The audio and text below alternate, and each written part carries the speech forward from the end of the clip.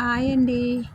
అందరికీ శ్రీ పరాభవరామ ఉగాది సంవత్సర శుభాకాంక్షలు.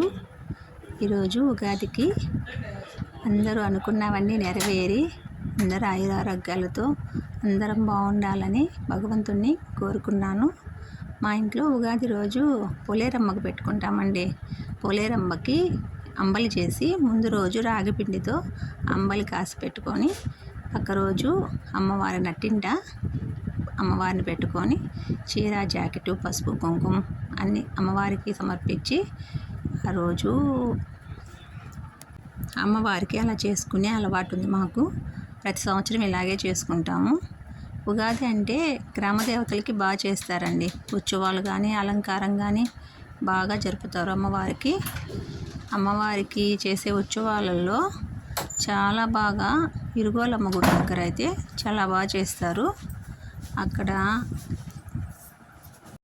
అమ్మవారికి అయితే అలంకారం చాలా బాగా చేస్తారండి.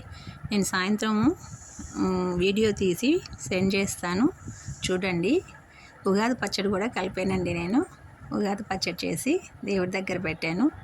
6 రకాల రుచులు వేసి ఉగాది పచ్చడి చేశాను. మా పిల్లలు అయితే వాటిని తాగేస్తారు బాగా.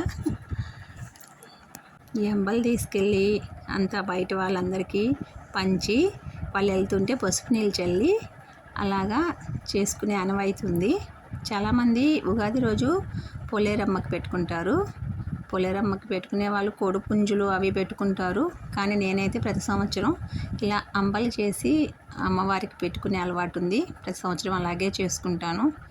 వీళ్ళందరూ గ్లాసుల్లో పోసి వాళ్ళకి పంచేసాను. ఓకేనండి, ఈ సంవత్సరం పోలేరమ్మకి పెట్టుకోవడం కంప్లీట్ అయిపోయింది.